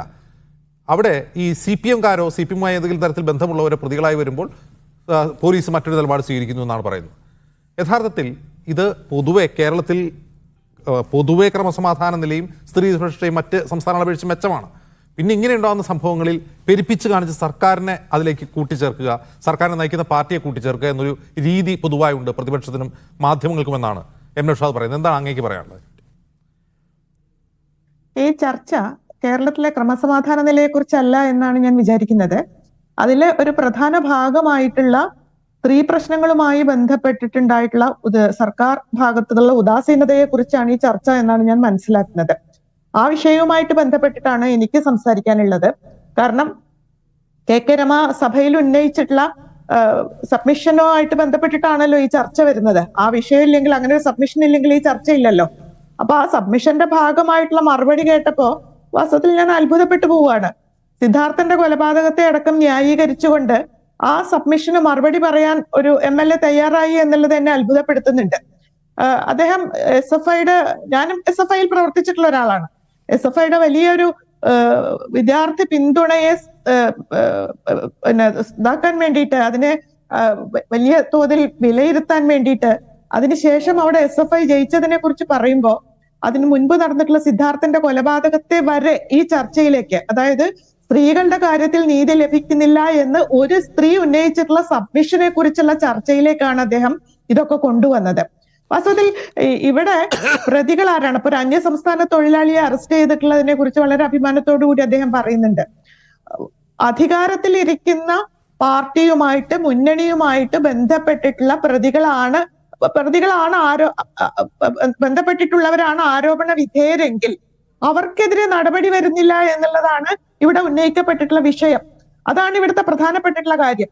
അതത് ഭരണ പാർട്ടികൾ ഉണ്ടാവുന്ന സമയത്ത് ആ ആൾക്കാർ ആരാവട്ടെ, ആ ആൾക്കാര് ഏതെങ്കിലും തരത്തിൽ ആരോപണ വിധേയരായാൽ ഭരണത്തിലിരിക്കുന്ന ആൾക്കാര് വളരെ ബന്ധപ്പെട്ടിട്ട് അവരെ രക്ഷിക്കാനുള്ള സമീപനങ്ങൾ സ്വീകരിക്കുന്നു. അതിൽ നിന്ന് ഒട്ടും തന്നെ മാറിയൊരു സമീപനമല്ല സ്ത്രീ സുരക്ഷ വാഗ്ദാനം ചെയ്തുകൊണ്ട് അധികാരത്തിലേറിയിട്ടുള്ള ഒരു സർക്കാരും സ്വീകരിച്ചിട്ടുള്ളത് എന്നുള്ളതാണ് ഞാൻ മനസ്സിലാക്കുന്നത്. അല്ലെങ്കിൽ ഇത്രയേറെ ഇപ്പൊ യൂണിവേഴ്സിറ്റികളെ കേന്ദ്രീകരിച്ച് 2-3 പ്രശ്നങ്ങൾ ഉന്നയിക്കപ്പെട്ടു. നമുക്കറിയാം, യൂണിവേഴ്സിറ്റികളെ കേന്ദ്രീകരിച്ച് മാത്രമല്ല കരാട്ടയുമായിട്ട് ബന്ധപ്പെട്ടിട്ട്, അതുപോലെ കോഴിക്കോട് മെഡിക്കൽ കോളേജുമായിട്ട് ബന്ധപ്പെട്ടിട്ട് ഒക്കെ തന്നെ പ്രശ്നങ്ങൾ ഉണ്ടായിട്ടുണ്ട്. ആ പ്രശ്നങ്ങളിലൊക്കെ തന്നെ വലിയ തരത്തിലുള്ള ജനരോഷം അല്ലെങ്കിൽ വലിയ തരത്തിലുള്ള മാധ്യമ വാർത്തകൾ വന്നതിന് ശേഷമാണ് എന്തെങ്കിലും ചെറിയതായിട്ടുള്ള ഒരു നീക്കമെങ്കിലും അനക്കമെങ്കിലും ഉണ്ടായിട്ടുള്ളത്. മാധ്യമങ്ങൾ ബയാസ്ഡ് ആയതുകൊണ്ടല്ല, അതായിരിക്കാം, ചില മാധ്യമങ്ങൾ അങ്ങനെ ആയിരിക്കാം, അല്ല എന്നൊന്നും പറയാൻ ഞാൻ ആളല്ല. അപ്പോ അത്തരത്തിൽ മാധ്യമങ്ങൾ ഇവിടെ കലഹിച്ചത് കൊണ്ടാണ് ഇവിടെ നടന്നിട്ടുള്ള സ്ത്രീ പ്രശ്നങ്ങളിൽ ചെറിയ തോതിലെങ്കിലും ഒരു അനക്കം ഉണ്ടായിട്ടുള്ളത്. അപ്പൊ അത്തരം ഒരു പ്രശ്നം ഉന്നയിക്കുമ്പോൾ നമ്മൾ അതിനെ കൗണ്ടർ ചെയ്യാൻ കൊണ്ടുവരേണ്ടുന്ന കാര്യങ്ങളാണോ ഇതൊക്കെ? പിന്നെ ബന്ധപ്പെട്ട വകുപ്പ് മന്ത്രിയാണ് കാര്യങ്ങളുമായിട്ട് ബന്ധപ്പെട്ട് സംസാരിക്കുക എന്നാണ് അദ്ദേഹത്തിന്റെ മറ്റൊരു വാദം ഞാൻ കേട്ടത്. ഞാൻ അദ്ദേഹത്തിന്റെ ചർച്ച മാത്രമേ കേട്ടുള്ളൂ, മറ്റേ ചർച്ച എനിക്ക് ഓഡിബിൾ ആയിരുന്നില്ല ആദ്യഘട്ടത്തിൽ, അതുകൊണ്ടാണ് അതിന് മറുപടി പറയാത്തത്. അപ്പോ അതിൽ അദ്ദേഹം പറയുന്നുണ്ട് പിന്നെ ബന്ധപ്പെട്ട വകുപ്പിന്റെ മന്ത്രിമാര് സംസാരിക്കുന്നു എന്നുള്ളത്. കോവിഡ് ഭരണകാലത്ത് ഉടനീളം ബന്ധപ്പെട്ടിട്ടുള്ള വകുപ്പ് മന്ത്രിയായിട്ടുള്ള KK ശൈലജ ആ പത്രസമ്മേളനത്തിന്റെ ഓരത്തിരിക്കുകയായിരുന്നു. മുഖ്യമന്ത്രി തന്നെയായിരുന്നു സംസാരിച്ചിരുന്നത്. അപ്പൊ ഇക്കാര്യത്തിൽ ഉന്നയിക്കുന്ന സമയത്ത് ഇതിന്റെ ആഭ്യന്തര വകുപ്പിന്റെ കൂടി ചുമതലയുള്ള മുഖ്യമന്ത്രിക്ക് സംസാരിക്കാനുള്ള ബാധ്യതയുണ്ട് എന്ന് തന്നെയാണ് ഞാൻ വിചാരിക്കുന്നത്. അദ്ദേഹം അതിന് ചുമതലപ്പെട്ട ആളാണ്. അതുകൊണ്ട് അപ്പൊ ആ ചുമതല എന്തുകൊണ്ടാണ് ആ സമയത്ത് പെട്ടെന്ന് കുട്ടികളുടെയും സ്ത്രീകളുടെയും വകുപ്പിലേക്ക് കൈമാറ്റം ചെയ്യപ്പെടുന്നത് എന്ന് എനിക്ക് മനസ്സിലാവുന്നില്ല. പിന്നെ ക്രമസമാധാനത്തെ കുറിച്ച് പറയുന്നു. ഇതെല്ലാം തന്നെ പരസ്പര വിരുദ്ധമാണ് എന്ന് എനിക്ക് തോന്നുന്നു. ഇവിടെ ബേസിക് ആയിട്ടുള്ള പ്രശ്നം, ഇവിടെ ഉന്നയിക്കപ്പെടുന്ന സ്ത്രീപീഡന പരാതികളിൽ അർഹമായിട്ടുള്ള രീതിയിൽ പീഡിതരായിട്ടുള്ള സ്ത്രീകൾക്ക് നീതി ലഭിക്കുന്നില്ല എന്നുള്ളത് തന്നെയാണ്. ഇപ്പൊ പോക്സോ കോടതികൾ ഉണ്ടായതുപോലെ ഇവിടെ എന്തുകൊണ്ടാണ് അതിവേഗത്തിൽ സ്ത്രീകളുടെ പ്രശ്നങ്ങൾ കൈകാര്യം ചെയ്യുന്ന പ്രത്യേക കോടതികൾ ഉണ്ടാവാത്തത്? എത്ര കാലമായി അത് ഉന്നയിക്കാൻ തുടങ്ങിയിട്ട് ഇവിടുത്തെ സ്ത്രീ പ്രവർത്തകര്?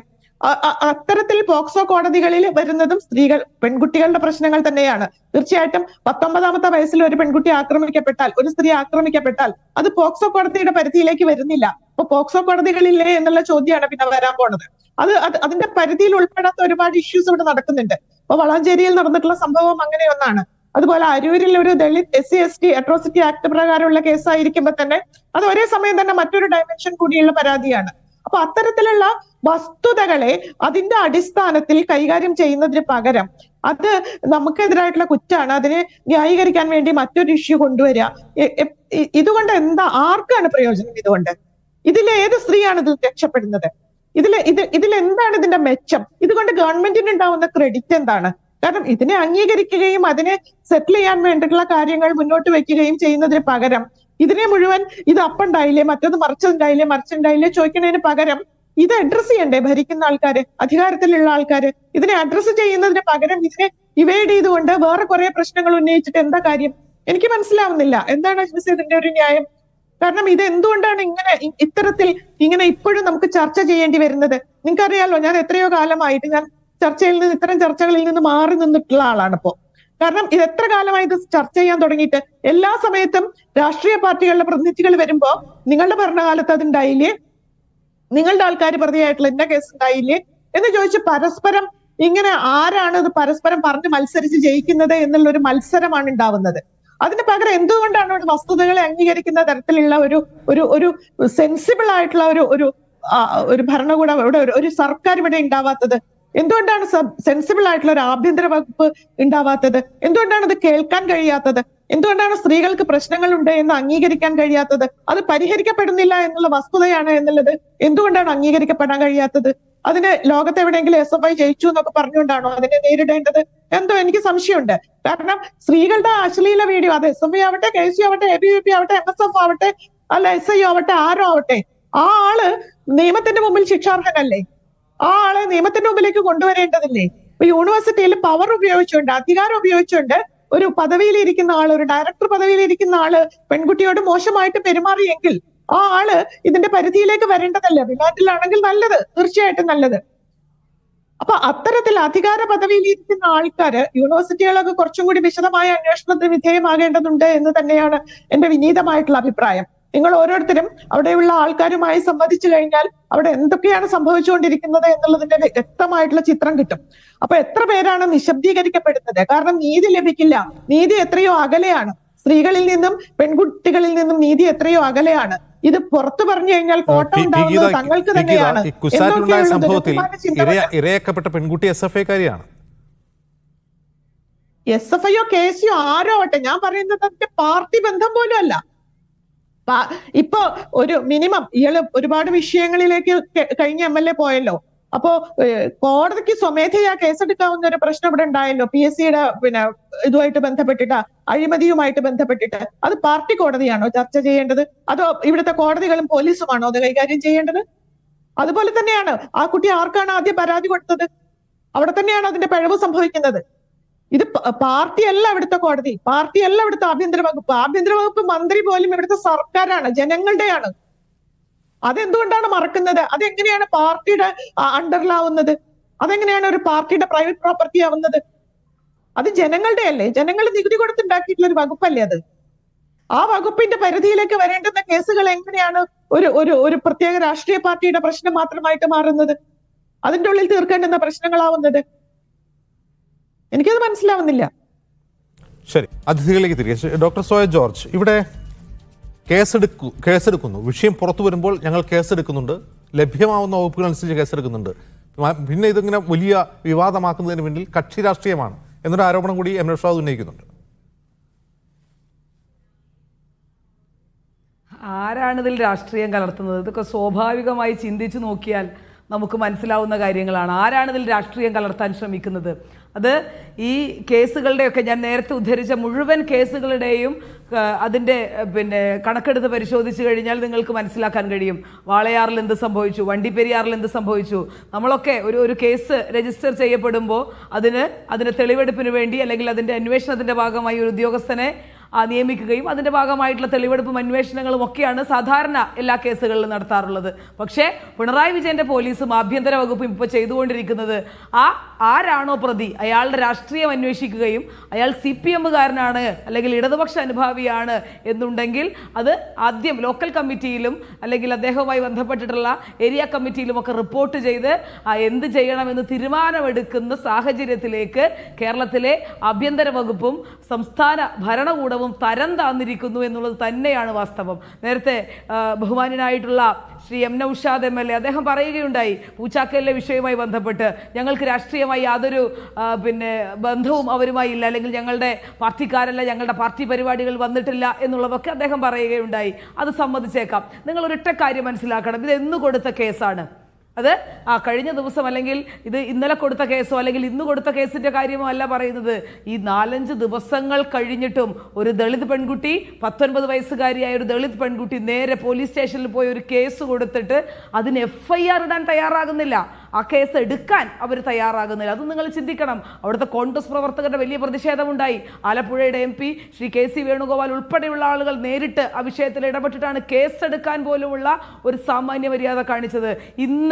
ഇന്നാണ് ആ പ്രതികളെ അറസ്റ്റ് ചെയ്യുന്ന ഒരു സാഹചര്യത്തിലേക്ക്. ഇതിൽ എന്ത് തെളിവാണ് അതിലില്ലാത്തത്? കൃത്യമായിട്ടുള്ള വീഡിയോ ദൃശ്യങ്ങൾ ഉൾപ്പെടെയുള്ള കാര്യങ്ങൾ പുറത്തു വന്നിട്ടുണ്ട്. എന്നിട്ട് പോലും ഇതിന് തയ്യാറാകാത്തത് എന്തുകൊണ്ടാണ് എന്നുള്ളൊരു ചോദ്യമാണ് മുന്നോട്ട് വെക്കുന്നത്. വണ്ടിപ്പെരിയാറിലെ കേസിലൊക്കെ വളരെ കൃത്യമായി കോടതിയാണ് പറയുന്നത് ഇതിൽ ലാബ്സ് ഉണ്ടായിട്ടുണ്ട്, ഇതിൽ ഇൻവെസ്റ്റിഗേഷൻ ലാബ്സ് ഉണ്ടായിട്ടുണ്ട് എന്ന് കൃത്യമായി കോടതി പറഞ്ഞു വെക്കുകയാണ്. പോലീസിന്റെ അനാസ്ഥ എന്ന് പറയുന്നത് കേരളത്തിലെ പോലീസ് മോശക്കാരാണ് എന്നുള്ളൊരു അഭിപ്രായം കേരളത്തിലെ പൊതുസമൂഹത്തിനില്ല. അദ്ദേഹം തന്നെ നേരത്തെ പറഞ്ഞു, ആലുവയിലെ സംഭവം, അതിഥി തൊഴിലാളിയുടെ സംഭവം അദ്ദേഹം തന്നെ പറഞ്ഞു. അതുകൊണ്ട് കേരളത്തിലെ പോലീസുകാർ മോശക്കാരാണെന്നുള്ളൊരു അഭിപ്രായം കോൺഗ്രസിനുമില്ല, ഇത് കേട്ടുകൊണ്ടിരിക്കുന്ന പൊതുജനത്തിനുമില്ല എന്നാണ് ഞാൻ മനസ്സിലാക്കുന്നത്. പക്ഷേ അവിടെ രാഷ്ട്രീയം കലരുമ്പോൾ ഇത് സംഭവിക്കുകയാണ്. ഇത് ഞങ്ങളുടെ ആളാണ് എന്ന് പറഞ്ഞു വെക്കുമ്പോൾ അയാളെ സംരക്ഷിക്കേണ്ട ഉത്തരവാദിത്തം ഏറ്റവും ആർജവത്തോടുകൂടെ ഏറ്റെടുക്കുന്ന ഒരു പാർട്ടിയായി കേരളത്തിലെ CPM അധപ്പതിച്ചിരിക്കുന്നു എന്നുള്ളത് തന്നെയാണ് വാസ്തവം. അക്കാര്യത്തിൽ ഒരു സംശയവുമില്ല. കാരണം വലിയ ദളിത് പ്രേമം പറയുന്ന ആളുകളാണ്, വലിയ നവോത്ഥാന മതിൽ കെട്ടിയ ആളുകളാണ്, വലിയ നവോത്ഥാന ശ്രമങ്ങൾ നടത്തിയ ആളുകളാണ്. ഇതൊക്കെ മുന്നോട്ട് വെക്കുമ്പോൾ ഇതിനെയൊക്കെ കുത്തനെ ഇടിച്ചുകൊണ്ട് ഇവർ തന്നെയാണ് ഒരു വശത്ത് നിന്ന് വലിയ ബിൽഡപ്പ് ഒരു വശത്ത് നടത്തുകയും എന്നാൽ ആ ബിൽഡപ്പിന് യാതൊരു വിധത്തിലുള്ള അവർ പറഞ്ഞു വെക്കുന്ന കാര്യങ്ങൾക്ക്, ആ പറയുന്ന കാര്യങ്ങളോട് 1% പോലും സത്യസന്ധതയോടുകൂടെ പ്രവർത്തിക്കാൻ അവർക്ക് സാധിക്കുന്നില്ല. ഇപ്പം മനു എന്ന് പറയുന്ന ക്രിക്കറ്റ് അസോസിയേഷന്റെ ഒരു കോച്ചിന്റെ കാര്യം പറഞ്ഞു. അദ്ദേഹം പറഞ്ഞു, കോച്ചിന് ഞങ്ങളുടെ ആളല്ല, കോച്ചിന് ഞങ്ങൾ സംഭവം അറിഞ്ഞപ്പോൾ ഞങ്ങൾ അയാൾക്കെതിരെ കേസെടുത്തു, അയാൾ ഇപ്പോൾ റിമാൻഡിലാണെന്ന് പറഞ്ഞു. എത്ര കേസുകൾ? 6 പോക്സോ കേസുകൾ അയാൾക്കെതിരെ രജിസ്റ്റർ ചെയ്തിട്ടുണ്ട്. എത്ര മാതാപിതാക്കൾ ഉൾപ്പെടെയുള്ള ആളുകൾ എത്രയോ കാലമായി പരാതി പറയുന്നു. ഇതൊന്നും കേൾക്കാൻ ഇവിടെ ഒരു സംവിധാനമില്ല.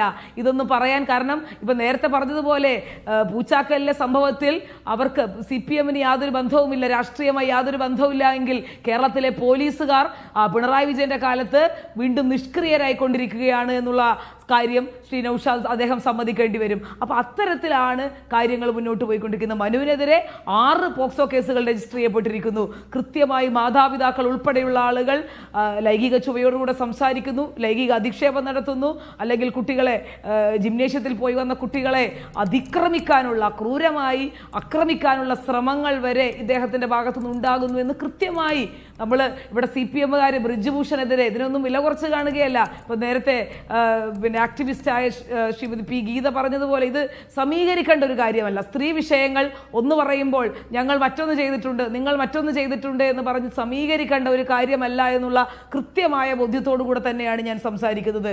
അതുകൊണ്ട് നമ്മൾ ബ്രിജ്ഭൂഷണെ പറ്റി വാചാലരാകുമ്പോൾ, മണിപ്പൂരിനെ പറ്റി വാചാലരാകുമ്പോൾ കേരളത്തിലെ CPM-ന് വാളയാറിനെയും വണ്ടിപ്പെരിയാറിനെയും പൂച്ചാക്കലിനെയും അല്ലെങ്കിൽ കേരള കുസാറ്റിലെയും കാലടി സർവകലാശാലയിലെയും ഒക്കെ വിഷയങ്ങൾക്ക് മറുപടി പറയാൻ ഉത്തരവാദിത്തമുണ്ട്. നേരത്തെ അദ്ദേഹം പറഞ്ഞു ഇത് വലിയ ലക്ഷക്കണക്കിന് ആളുകളുള്ള സംഘടനയാണ് SFI എന്ന് പറഞ്ഞു. അതൊക്കെ ശരി തന്നെ, അതൊക്കെ നമ്മൾ സമ്മതിക്കുന്നു. ഈ SFI എന്ന് പറയുന്ന സംഘടനയുടെ തലപ്പത്തിരിക്കുന്ന ആളാരാണ്? ആ തലപ്പത്തിരിക്കുന്ന ആളുകൾ ആർഷോ എന്ന് പറയുന്ന SFIയുടെ സംസ്ഥാന സെക്രട്ടറി കേരളത്തിൽ വനിതകളോട് അല്ലെങ്കിൽ സ്ത്രീകളോട് എങ്ങനെയാണ് പെരുമാറേണ്ടത് എന്നുള്ള വലിയ മാതൃക കാഴ്ചവെച്ചിട്ടുള്ള ഒരാളാണല്ലോ. അപ്പോൾ ആ സംഭവമൊന്നും ഞാൻ എടുത്തു പറയുന്നില്ല. അദ്ദേഹം ഉപയോഗിച്ചിട്ടുള്ള വാക്ക് ഒരു ASFന്റെ വിദ്യാർത്ഥി വിദ്യാർത്ഥിനിയായിട്ടൊരു പ്രവർത്തകയോട് അദ്ദേഹം പറഞ്ഞ വാക്ക് ആവർത്തിക്കാൻ എൻ്റെ രാഷ്ട്രീയ സംസ്കാരം ഇവിടെ അനുവദിക്കുന്നില്ല. അപ്പോൾ അതുകൊണ്ട് അത് ഞാൻ വീണ്ടും പറയുന്നില്ല. അപ്പോൾ SFI എന്ന് പറയുന്ന സംഘടന മുന്നോട്ട് വെക്കുന്ന ഒരു ബോധ്യമുണ്ട്. ഇതുപോലെയുള്ള ആരെ കൊണ്ടെന്നിരുത്തിയാലും SFI അല്ലെങ്കിൽ SFI എന്ന് പറയുന്ന സംഘടന മുന്നോട്ട് പോകുന്നുള്ളൊരു ധാർഷ്ട്യം അവർ മുന്നോട്ട് വെച്ചിരുന്നു. അപ്പോൾ അതാണ് കഴിഞ്ഞ 1-2 വർഷങ്ങളായി കേരളത്തിലെ ക്യാമ്പസുകൾ കാണിക്കുന്ന പ്രവണതയും നിങ്ങളൊക്കെ മനസ്സിലാക്കുന്ന കാര്യമാണല്ലോ. അപ്പോൾ ഇത് ഒറ്റപ്പെട്ട സംഭവമാണെന്നും ഇത് ഒരു സംഭവമാണെന്നും പറഞ്ഞു വെക്കുന്നത്. ഇപ്പോൾ കോഴിക്കോട് മെഡിക്കൽ കോളേജിൽ ഒരു ഗുരുതരമായ വിഷയമുണ്ടായി. ആ വിഷയവുമായി ബന്ധപ്പെട്ട് അതിനുവേണ്ടി നിലപാടെടുത്ത ആ നിലപാടിനോടൊപ്പം നിന്ന ഒരു ജീവനക്കാരിയോട് എങ്ങനെയാണ് പെരുമാറിയത് നമ്മൾ കണ്ടു.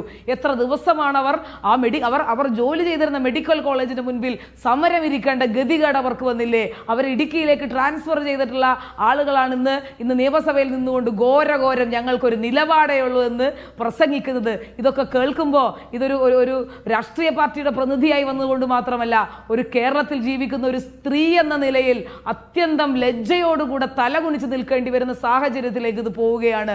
ഇത് രാഷ്ട്രീയമായി മാത്രം സംസാരിക്കുന്നതല്ല, കാരണം ഇത് കേൾക്കുന്ന ആളുകൾ ഇതിനുള്ള ഒരു പൊതുബോധ്യം കൃത്യമായി മറുപടി CPM-ന് കൊടുക്കുമെന്നാണ്. ഇപ്പൊ നേരത്തെ ശ്രീ നൗഷാദ് പറഞ്ഞു വെച്ചു. പിന്നെ ഒരൊറ്റ കാര്യം കൂടെ പറഞ്ഞ് ഞാൻ അവസാനിപ്പിക്കാം. മുഖ്യമന്ത്രി പെൻഷന്റെ തുക അത് വലിയ വാർത്തയല്ലേ, നിങ്ങൾ എന്തുകൊണ്ട് കൊടുത്തില്ല, നിങ്ങൾ എന്തുകൊണ്ട് ഈ വാർത്ത കൊടുക്കുന്നില്ല എന്നൊക്കെ അദ്ദേഹം ചോദിച്ചു.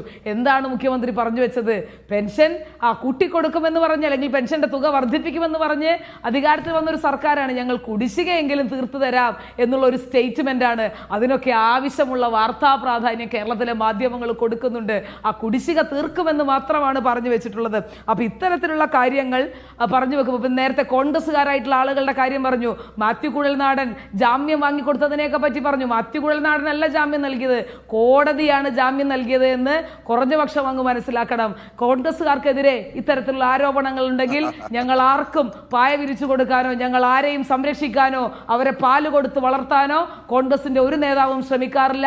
ഞങ്ങൾക്ക് അതേപറ്റി കൃത്യമായിട്ടുള്ള ധാരണയോടുകൂടെ തന്നെ മുന്നോട്ട് പോകുന്ന ആളുകളാണ്. അല്ലാതെ നിങ്ങൾ എന്തെങ്കിലും അത്തരത്തിലുള്ള അധിക്ഷേപ വാക്കുകൾ ചൊരിഞ്ഞ അല്ലെങ്കിൽ പറഞ്ഞ ആളുകളെ ഏറ്റെടുത്ത് SFIയുടെ സംസ്ഥാന സെക്രട്ടറി ആക്കിയതുപോലെയുള്ള പദവി കൊടുത്ത് അംഗീകരിക്കുന്ന പരിപാടിയൊന്നും കോൺഗ്രസ് ഒരു കാലത്ത് മുന്നോട്ട് വെച്ചിട്ടില്ല എന്നുള്ളത് ആർജവത്തോടുകൂടെയും അഭിമാനത്തോടുകൂടെയും തന്നെ പറയാൻ ആഗ്രഹിക്കുകയാണ്. ശരി, ശ്രീ M. നൗഷാദ്, അതൊരു സർക്കാരിൻ്റെ മനോഭാവമാണ്. അതിൻ്റെ പോലീസ് അതിനോട് പുലർത്തുക. ഒരു പരാതി കിട്ടിയാൽ കേസ് എടുക്കണ്ട, കുറച്ച് കഴിഞ്ഞിട്ട് എടുക്കാം, അത് പ്രശ്നമാണെങ്കിൽ എടുക്കാം എന്നുള്ളൊരു ആറ്റിറ്റ്യൂഡ് പോലീസിന് വരുന്നത് അങ്ങനെയാണ്. അത് പോക്സോ കേസിലാണെങ്കിലും ഈ സ്ത്രീ സുരക്ഷയുമായി ബന്ധപ്പെട്ട കേസിലാണെങ്കിലും. അല്ലെങ്കിൽ നോക്കൂ, ഒരു പെൺകുട്ടിയെ നടുറോട്ടിൽ മർദ്ദിച്ചത് സംബന്ധിച്ച് വീഡിയോ ദൃശ്യങ്ങളാണ് ആദ്യം പുറത്തു വന്നത്. അത് സാമൂഹ്യ മാധ്യമങ്ങൾ പ്രചരിച്ചതിന് ശേഷം ഒരു കേസ് കൊടുക്കുമ്പോൾ ആ കേസ് എടുക്കാതിരിക്കുക എന്ന് പറഞ്ഞാൽ എങ്ങനെയാണ് പോലീസിന് അത് കഴിയുക? അതൊരു ഭരണകൂടത്തിൻ്റെ ആറ്റിറ്റ്യൂഡായിട്ട് നമുക്ക് മനസ്സിലാക്കാൻ കഴിയും. അല്ല അജൻസെ, ആദ്യം ഈ കേസ് വേണുഗോപാൽ ഉൾപ്പെടെ ഇടപെട്ടിട്ടാണ് കേസ് എടുത്തതെന്നൊക്കെ ഇവിടെ വന്നിരുന്ന് ഇങ്ങനെ പറഞ്ഞാൽ നമുക്ക് ഈ കിട്ടുന്ന വേദികളിൽ എന്തും പറയാം എന്നുള്ളത് കൊണ്ട് തിരിച്ച് അന്നേരം മറുപടി വരില്ലല്ലോ. ആ തരത്തിൽ പ്രചരിപ്പിക്കരുത്. അവിടെ പരാതി കൊടുത്തു, അന്നേരം തന്നെ കേസെടുത്തു. ഇപ്പോൾ 2 പ്രതികളെ അറസ്റ്റ് ചെയ്യപ്പെട്ടിട്ടുണ്ട്. സ്ത്രീകൾക്കും കുട്ടികൾക്കും എതിരായിട്ടുള്ള കേസുകളിൽ വളരെ ജാഗ്രതയോടുകൂടിയുള്ള പ്രവർത്തനം നടത്തണം എന്ന് തന്നെയാണ് സർക്കാരിൻ്റെ നിലപാട്. അത് ഞാൻ വീണ്ടും ആവർത്തിച്ച് പറയുകയാണ്. പിന്നെ ഇപ്പോൾ ഗീത മാഡം നേരത്തെ പറഞ്ഞു എൻ്റെ വർത്തമാനം മാത്രമേ കേട്ടുള്ളൂ എന്ന്. ഇപ്പം കേട്ടല്ലോ, ഡോക്ടറുടെ സോയ ജോസഫിൻ്റെ വർത്തമാനം കേട്ടല്ലോ. ഇതിൽ ഏത് വിഷയത്തെയും രാഷ്ട്രീയവൽക്കരിച്ച് വർത്തമാനം പറയുന്നൊരു പ്രവണത ഇപ്പോൾ ഉണ്ട് മാഡം. അതുകൊണ്ടാണ് അങ്ങനെ മറുപടി പറയേണ്ടതായി വന്നത്. എൻ്റെ വർത്തമാനം മാത്രം കേട്ടു, അതിനന്തരം മാഡം പറഞ്ഞു നേരത്തെ ആദ്യത്തെ വർത്തമാനം കേൾക്കാൻ കഴിഞ്ഞില്ല എന്ന്. ആ പറഞ്ഞതിൻ്റെ മറുപടിയാണ് ഞാൻ പറഞ്ഞത്. ഇപ്പം ഞാൻ ചോദിക്കട്ടെ, ഈ വളരെ സിമ്പിളായി ഇപ്പോൾ മാത്യു കുഴൽനാടൻ ജാമ്യം കൊടുത്തു എന്നാണോ ഞാൻ പറഞ്ഞത്? എന്താണ് ഡോക്ടർ സോയ നിങ്ങൾ വന്നിരുന്നിട്ട് ഈ മാത്യു കുഴൽനാടനാണ് ജാമ്യം കൊടുത്തതെന്നാണോ ഞാൻ പറഞ്ഞത്? അങ്ങനെ കൊടുക്കാൻ കഴിയുമോ? അതുപോലും അറിഞ്ഞുകൂടാത്തവരാണോ കേരള സമൂഹം? അവർക്ക് അദ്ദേഹത്തിന് വേണ്ടി ഹാജരായത്. അപ്പൊ ഞാൻ തന്നെ പറഞ്ഞ ഒരു വക്കീൽ എന്നുള്ള അർത്ഥത്തിൽ ഏത് കേസിലും. പക്ഷേ മാത്യു കുഴൽനാടൻ അത് വസ്തുതാവിരുദ്ധമാണ്. ആ കേസിൽ മാത്യു കുഴൽനാടനല്ല ഹാജരായത്, അദ്ദേഹത്തിന് നിയമസ്ഥാപനത്തിലെ മറ്റൊരു അഭിഭാഷകനാണ്. അതെ, ഞാൻ പറഞ്ഞ അദ്ദേഹത്തിന്റെ ഓഫീസ്. നിങ്ങളിപ്പോൾ മുഖ്യമന്ത്രിയുടെ ഓഫീസാണ്. അങ്ങനെയാണെങ്കിൽ തിരിച്ച് ഞാൻ ചോദിക്കുക ജംസ്, മുഖ്യമന്ത്രിയുടെ ഓഫീസിൽ ആരെങ്കിലും ഒരാൾ ചെയ്താൽ നിങ്ങൾ മുഖ്യമന്ത്രി എന്തിനാ കുറ്റപ്പെടുത്തുന്നത്? അങ്ങനെയാണ് നിങ്ങൾ മുഖ്യമന്ത്രി എന്തിനാണ് കുറ്റപ്പെടുത്തുന്നത്? ഒരു മുഖ്യമന്ത്രിയുടെ ഓഫീസിനെ ഒരു വക്കീൽ ഓഫീസിനെ നിങ്ങൾ താരതമ്യം ചെയ്യാണ്. ന്യായീകരിക്കുന്നത് എന്തിനാണ്? മുഖ്യമന്ത്രിയുടെ ഓഫീസിനെയും ഒരു നിയമസ്ഥാപനത്തെ ഒരു വക്കീൽ ഓഫീസിനെ നിങ്ങൾ താരതമ്യം ചെയ്യാണ്. മുഖ്യമന്ത്രിയുടെ ഓഫീസ് പോലെയാണ് ഒരു വക്കീൽ ഓഫീസ്. ഈ പ്രവണതയാണ്, അല്ല ഞാൻ പറഞ്ഞ നിങ്ങളുടെ ഈ പ്രവണതയാണ് തെറ്റായ സന്ദേശമാണ് സമൂഹത്തിന് നൽകുന്നതെന്ന് ഞാൻ പറഞ്ഞത്. നിങ്ങൾ പക്ഷപാതപരമായി വർത്തമാനം പറയുന്നു എന്ന് ഞാൻ പറഞ്ഞു. തീർച്ചയായിട്ടും ഭരിക്കുന്ന ആളുകളെ വിമർശിക്കുക എന്നുള്ളതാണ് മാധ്യമങ്ങളുടെ പൊതുരീതി. മാധ്യമങ്ങളുടെ പൊതുരീതി അല്ലെങ്കിൽ മീഡിയയുടെ രീതി അതാണ്. ഭരിക്കുമ്പോൾ ഇവർ ഭരിക്കുമ്പോൾ ഒറ്റ കാര്യം എം നൗഷാദ് തന്നെ ഓർമ്മയുണ്ട്, ഈ കോൺഗ്രസ് ഭരിക്കുമ്പോൾ ഉമ്മൻചാണ്ടി ഭരിക്കുമ്പോൾ ആ സർക്കാരിനെ എത്രമാത്രം മാധ്യമങ്ങൾ വിമർശിച്ചിട്ടുണ്ട്, ആവശ്യത്തിനും അനാവശ്യത്തിനുള്ളവരാണ്. ഞാൻ പറഞ്ഞ ഉത്തരവാദിത്വം കൂടുതലുള്ളവരാണ് ഭരണകർത്താക്കൾ, ഒരു സംശയവുമില്ല. അവർ നിതാന്ത ജാഗ്രതയോടുകൂടി തന്നെ പ്രവർത്തിക്കണം, അതിലൊന്നും എനിക്ക് തർക്കമൊന്നുമില്ല. പക്ഷേ വീഡിയോ പോയി, ഓഡിയോ പോയി, കേൾക്കാൻ പറഞ്ഞോളൂ. ഓഡിയോ കിട്ടുന്നില്ല. പിന്നെ ഇപ്പൊ ഇവിടെ പ്രൊമോഷൻ കൊടുക്കുന്നതിനെ സംബന്ധിച്ചൊക്കെ പറഞ്ഞപ്പോൾ ശോഭിനെ അറിയുമോ ഡോക്ടർ സോയയ്ക്ക്? ഞാൻ പറഞ്ഞ കഴിഞ്ഞ പുതുപ്പള്ളി ഉപതെരഞ്ഞെടുപ്പ് സമയത്ത് അവിടെ CPM-ൻ്റെയും LDF-ൻ്റെയും വനിതാ നേതാക്കന്മാർക്കെതിരെ, എന്തിന് ഞങ്ങൾ മരിച്ചുപോയ ബിജുവിൻ്റെ ഭാര്യയ്ക്കെതിരെ, അകാലത്തിൽ മരണപ്പെട്ടു പോയ ഒരു പ്രവർത്തകനാണ്, ആ ബിജുവിൻ്റെ ഭാര്യയ്ക്കെതിരെ, നമ്മുടെ മന്ത്രി വീണ ജോർജിൻ്റെ കുടുംബത്തിനെതിരെ, മക്കൾക്കെതിരെ ആക്ഷേപം ചൊരിച്ചു. കോട്ടയം കുഞ്ഞച്ചൻ എന്നായിരുന്നു ആ ID-യുടെ പേര്. കാരണം അങ്ങനെ ഒരു ID ക്രിയേറ്റ് ചെയ്തിട്ടാണ് അദ്ദേഹത്തെ പ്രൊമോഷൻ കൊടുത്ത് KSUവിൻ്റെ ജില്ലാ സെക്രട്ടറിയാക്കി. അതുകൊണ്ട് അപ്പോൾ കൂട്ടത്തിലുള്ളത് ആരൊക്കെയാണെന്ന് നമുക്കറിയാം. നിങ്ങൾ അതുപോലെ തന്നെ AK സെൻറ്റർ ആക്രമിച്ചു. ഇപ്പം നിങ്ങളിപ്പോൾ കേസെടുക്കുന്നതിനെ അറസ്റ്റ് ചെയ്യുന്നതിനെ സംബന്ധിച്ചൊക്കെ പറഞ്ഞല്ലോ. CPM-ൻ്റെ സംസ്ഥാന കമ്മിറ്റി ഓഫീസ് ആക്രമിച്ചു. അന്ന് നിങ്ങളിങ്ങനെ ചോദിച്ചുകൊണ്ടിരുന്നു എവിടെ പ്രതികൾ, എന്നിട്ട് അന്ന് പ്രചരിപ്പിച്ചത് എന്താ? AK സെൻറ്റർ ആക്രമിച്ചത് അത് കോൺഗ്രസ് ആണെന്ന് പറയുന്നത് നാടകമാണ് എന്നുള്ള തരത്തിലാണ് അന്ന് പ്രചരിപ്പിച്ചത്. പരിഹസിച്ചുകൊണ്ടാണ് അന്ന് ചർച്ചകൾ പോലും സംഘടിപ്പിച്ചിട്ടുള്ളത്. ഇപ്പോൾ വസ്തുതകൾ പുറത്തു വന്നല്ലോ. ഇവിടെ നമ്മൾക്ക് പിന്നെ ഇവിടെ ചർച്ച ചെയ്യേണ്ടത്, ഗീതാ മാഡം പറഞ്ഞ ഒരു കാര്യത്തോട് ഞാൻ യോജിക്കുന്നു. ഒന്ന്, ഇവിടെ ഇപ്പോൾ പോക്സോ കോടതികൾ സ്ഥാപിച്ചത് അത് വ്യാപകമാക്കിയത് ഈ ഗവൺമെൻറ്റാണ് മാഡം. അതുപോലെ വനിതകൾക്ക് യഥേഷ്ടം ഇപ്പോൾ പോലീസ് സ്റ്റേഷനിൽ കടന്നു ചെല്ലാൻ കഴിയുന്ന ഒരു സ്ഥിതിവിശേഷമുണ്ട്. പഴയകാല പോലീസ് സ്റ്റേഷനുകളല്ല, കുറച്ചുകൂടി ഫ്രണ്ട്ലി ആയിട്ടുള്ള, പൂർണ്ണമായി മാറി എന്ന് ഞാൻ പറയുന്നില്ല. കാരണം എന്താ, ജോലി ചെയ്യുന്ന എല്ലാ പോലീസുകാരും എല്ലാ പോലീസ് ഉദ്യോഗസ്ഥരും ഈ സർക്കാരിനെ പിന്തുണയ്ക്കുന്നവരല്ല, മാനസികമായി അതിനെ എതിർക്കുന്നവരുണ്ട്, സ്വാഭാവികമാണ്. അപ്പോൾ അതിൻ്റെ പ്രതിഫലനങ്ങൾ അവരുടെ പ്രവർത്തനത്തിലും വർത്തമാനത്തിലും ഉണ്ടാകും. അതെല്ലാം ഞങ്ങൾക്കെതിരായി തന്നെ മാറുകയും ചെയ്യും. പക്ഷേ അത് ഞങ്ങൾക്കറിയാം. പക്ഷെ അത് യാഥാർത്ഥ്യത്തോടുകൂടി മനസ്സിലാക്കണ്ടേ. നിങ്ങൾ ഇവിടെ എന്തെങ്കിലും പോരായ്മകൾ വരുമ്പോൾ നമ്മൾ കുറ്റപ്പെടുത്തുന്നു. പിന്നെ എപ്പോഴും നെഗറ്റീവ്സിലല്ലേ നമ്മൾ പറയുകയുള്ളൂ. അതിനെ അങ്ങനെ കാണാം. നന്മകൾ വരുമ്പോൾ അന്നേരം പിണറായിയുടെ പോലീസാണെന്ന് പറയില്ല. കുറ്റങ്ങൾ വരുമ്പോൾ മാത്രം പിണറായിയുടെ പോലീസാണ്. മാഡം പറഞ്ഞ സ്ത്രീകൾക്കെതിരായിട്ടുള്ള അക്രമങ്ങൾ അതിവേഗത്തിൽ തീർപ്പ് കൽപ്പിക്കുന്നതിന് വേണ്ടിയിട്ടുള്ളൊരു കോടതി സ്ഥാപിക്കണം എന്നുള്ള ആവശ്യത്തോട് ഞാനും യോജിക്കുന്നു. ശരിയാണ്, വളരെ വേഗത്തിൽ. കാരണം മറ്റുള്ള ഒട്ടേറെ കാര്യങ്ങൾ ഈ ഗവൺമെൻറ് ചെയ്തിട്ടുണ്ട്, ഒട്ടേറെ കോടതികൾ പുതുതായിട്ട് അനുവദിച്ചിട്ടുണ്ട്. ഈ കാര്യത്തിൽ ഒരു കുറച്ചുകൂടി ശ്രദ്ധാപൂർവമായ ഒരു ഇടപെടലുകൾ നടത്തി അത് സ്ഥാപിതമാക്കുന്നതിന് വേണ്ടിയിട്ടുള്ള പ്രവർത്തനങ്ങൾ ഉണ്ടാകണം എന്നുള്ള കാര്യത്തിൽ സംശയമില്ല. എന്നാൽ കഴിയുന്ന തരത്തിൽ അതിനുവേണ്ടിയിട്ടുള്ള ഇടപെടലുകൾ നടത്താം. പിന്നെ മാഡം ഇപ്പോൾ SFIയെ ന്യായീകരിക്കേണ്ടി വന്നത് SFIക്കെതിരായിട്ട് കഴിഞ്ഞ മാഡം ഇപ്പോൾ ഇതിനൊന്നും പോകുന്നില്ല, കേൾക്കുന്നില്ല എന്ന് പറഞ്ഞു. അതിശക്തമായി SFI എന്ന വിദ്യാർത്ഥി പ്രസ്ഥാനത്തെ ആക്രമിക്കുന്ന ഒരു പ്രവണതയിലേക്ക് ഈ നമ്മുടെ പൊതുസമൂഹത്തിലെ ഈ മാധ്യമങ്ങൾ വളരെ SFI ആണോ അപ്പോഴേ വാർത്ത വരും. ഇപ്പം ഞാൻ ചോദിക്കുക, കഴിഞ്ഞ ദിവസം കണ്ണൂരിൽ ഒരു പീഡന കേസിലെ പ്രതിയെ അറസ്റ്റ് ചെയ്തു. എന്താണ്? ശരത് നമ്പ്യാർ അല്ലേ? ശരത് നമ്പ്യാർ ആരാണ്? ശരത് നമ്പ്യാർ ഇവിടെ CPM ഇപ്പോൾ തൈക്കാട്ടുശ്ശേരിയിൽ ആലപ്പുഴയിൽ നടന്ന സംഭവത്തിൽ അതിലെ ഒന്നാം പ്രതി CPM ആണെന്നങ്ങ് പ്രഖ്യാപിച്ചേക്കല്ലേ. പുലബന്ധം പോലും CPM-ആയിട്ടില്ല. അയാൾ മറ്റേതെങ്കിലും രാഷ്ട്രീയക്കാരനാണെന്ന് ഞങ്ങൾ പറഞ്ഞിട്ടുമില്ല. പക്ഷെ അതങ്ങ് CPM-ആയിട്ട് സ്ഥാപിക്കുക. അതേ അങ്ങനെ വാർത്ത നൽകുന്നവർ ശരത് നമ്പ്യാർ ആരാണെന്ന് കൂടെ പറയണ്ടേ. ശരത് നമ്പ്യാർ അവിടെ കോൺഗ്രസിൻ്റെ മുൻ DCC പ്രസിഡന്റിൻ്റെ മകനാണ്. അത് വാർത്തയേ അല്ല. അതേസമയം CPM-ഓ SFIയുമായിട്ട് ഒരു വിദൂര ബന്ധമെങ്കിലും ഉണ്ടെങ്കിൽ അതെല്ലാം വാർത്തയാകുന്നു. പൊതുസമൂഹത്തിന്റെ മുമ്പിൽ അങ്ങനെ വളരെ ബോധപൂർവം CPM-നെയും SFIയെയും കരിവാരി തേക്കാനുള്ള പ്രവണത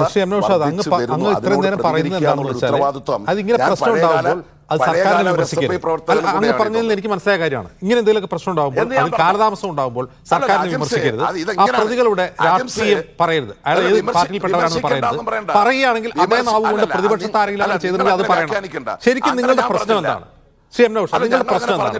ഇത്തരം സംഭവങ്ങൾ വർദ്ധിക്കുന്നതാണെന്നുള്ള പ്രശ്നം, അതല്ല നിങ്ങളെ മാധ്യമങ്ങളോ പ്രതിപക്ഷമോ കുറ്റപ്പെടുന്നതാണ്. എന്താണ് നിങ്ങളുടെ പ്രശ്നം? സർക്കാരിനെ വിമർശിച്ചോളൂ, അതുപോലെ പ്രതിപക്ഷത്തിന് ക്ലീൻ ചിറ്റ് കൊടുക്കേണ്ട കാര്യമില്ല. ക്ലീൻ ചിറ്റ് കൊടുക്കുക. ഞങ്ങൾ സർക്കാരിനെ വിമർശിച്ചാൽ ഉടനെ തന്നെ പ്രതിപക്ഷത്തെ അങ്ങനെ എന്തെങ്കിലും കുറ്റം ഉണ്ടെന്ന് നോക്കി നടക്കാം. അങ്ങനെയാണ് ചെയ്യേണ്ടത്. വിമർശിക്കണം. ഒരു വിഷയത്തിൽ അത് ആരുമാകട്ടെ, ഒരു കുറ്റകൃത്യം നടന്നു, അവിടെ അലംഭാവം ഉണ്ടായി പോലീസിന്റെ ഭാഗത്തുനിന്ന്, അങ്ങനെ അലംഭാവം ഉണ്ടായി എന്ന് വിളിച്ചു പറയുന്ന ആ നിമിഷം തന്നെ പ്രതിപക്ഷത്തെ ആരെങ്കിലും കുറ്റം ചെയ്തത് നമ്മൾ അന്വേഷിക്കണം. അങ്ങനെയാണോ? അല്ല, നിങ്ങളിങ്ങനെ അല്ലല്ല നിങ്ങൾ കുറ്റങ്ങൾ ചെയ്തിട്ടുള്ളത് പറഞ്ഞാൽ മതി. നിങ്ങള് ഇത്രയും നേരത്തെ സംസാരത്തിന്റെ പ്രധാന ഫോക്കസ് അത് മാത്രമാണ്. കുറ്റകൃത്യങ്ങൾ വർദ്ധിക്കുന്നതോ പോലീസിന്റെ അലംഭാവം നിങ്ങളുടെ കൺസേണേ അല്ല. നിങ്ങളുടെ പ്രശ്നം മാധ്യമങ്ങൾ പക്ഷപാതപരമായി പെരുമാറുന്നു. മാധ്യമങ്ങൾ പ്രതിപക്ഷ നേതാക്കളും പ്രതിപക്ഷത്തിന്റെ പ്രവർത്തനം ചെയ്യുന്ന കുറ്റകൃത്യങ്ങൾ ചൂണ്ടിക്കാട്ടുന്നില്ല. ഇതാണ് നിങ്ങളുടെ ക്രക്സ് പറയുന്നതിന്റെ.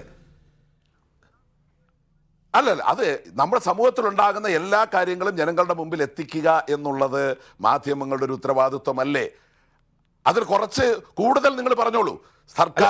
നിങ്ങളുടെ പ്രശ്നം അവിടെയാണല്ലേ? മാധ്യമങ്ങളുടെ പക്ഷപാതമാണ് നിങ്ങളുടെ പ്രശ്നം. അല്ലാണ്ട് ക്രൈം കൂടുതൽ നിങ്ങളുടെ കൺസേൺ അല്ല എന്ന് ഞാൻ പറഞ്ഞോളൂ.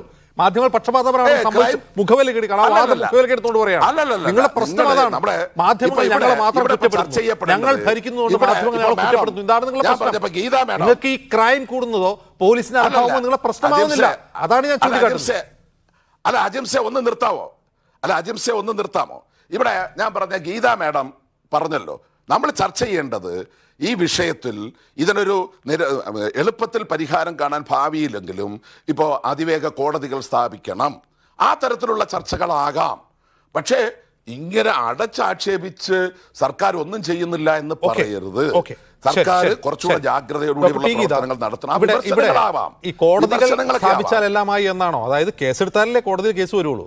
ഡോക്ടർ പി ഗീത അല്ലല്ല ഡോക്ടർ പി ഗീത അല്ലല്ലേ? അതാണ് ഇങ്ങനെ ചോദിച്ചാലോ? അതിന് മറുപടി പറയട്ടെ. ഞാൻ സംസാരിക്കാമോ? പറയൂ. എന്താന്നറിയോ, എനിക്കിതിൽ ഭയങ്കര തമാശ തോന്നുന്ന കാര്യം, SFI പറയാണ് അവരൊരു സ്വതന്ത്ര സംഘടനയാണെന്ന്. എന്നിട്ട് CPM-ൽ നിന്ന് ജയിച്ചിട്ടുള്ള MLA വന്നിട്ട് SFIക്ക് വേണ്ടിയിട്ട് വലിയ വക്കാലത്ത് പൊതുമാധ്യമത്തിൽ നടത്തുകയാണ്. അത് ഭയങ്കര വിചിത്രമായിട്ടുള്ള ഒരു സംഭവമാണ്. കാരണം SFI എല്ലാവരും അടച്ചാക്ഷേപിക്കുന്നതിൽ എന്തിനാണ് MLAക്ക് ബുദ്ധിമുട്ട്? അതൊരു സ്വതന്ത്ര സംഘടനയല്ലേ, പിന്നെ എന്താണ് പ്രശ്നം? നിങ്ങൾ എന്തിനാണ് അത് ഓൺ ചെയ്യുന്നത്? അപ്പൊ അത്തരത്തിലൊരു സംശയം എനിക്കുണ്ട്. അതിന് അദ്ദേഹത്തിന് സമയമുണ്ടെങ്കിൽ അദ്ദേഹം മറുപടി പറയട്ടെ. കാരണം പോലീസ് കേസെടുത്താൽ മാത്രമേ കോടതിയിലേക്ക് പോകാൻ പറ്റുള്ളൂ. കാര്യം ശരിയാണ്. അപ്പോ അതിന് എനിക്ക് തോന്നുന്നത്, ഇപ്പൊ പോലീസ് അക്കാഡമികളിലും മറ്റും ജെൻഡർ സെൻസിറ്റിവിറ്റി ആയിട്ട് ബന്ധപ്പെട്ടിട്ടുള്ള ക്ലാസുകൾ നൽകുന്നുണ്ട്. അത് അതിന്റെ റിഫോർമേറ്റീവ് മെഷേഴ്സ് ആണ്.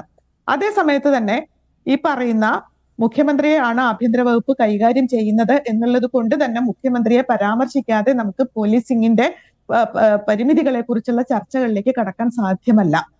അദ്ദേഹം വളരെ കൃത്യമായിട്ടുള്ള ഓർഡർ കൊടുക്കേണ്ടതാണ്. ഈ കേസുകളിൽ, ഇത്തരം കേസുകളിൽ പെട്ടെന്ന് നടപടി ഉണ്ടാവണം എന്നുള്ളത്.